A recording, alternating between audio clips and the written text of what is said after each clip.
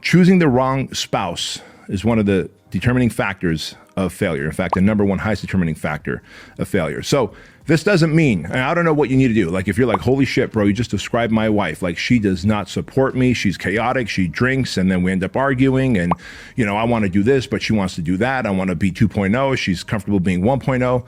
Guess what, bro? Help her level up, right? Every human can change.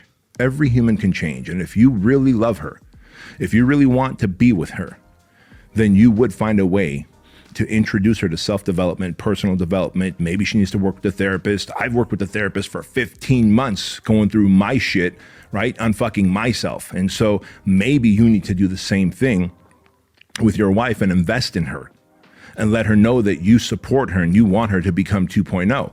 Now, at some point, if the answer is no, I don't want to, then you're going to have to make a decision. Is this a woman that I want to be with? And if it's not, then you're going to have to make a decision.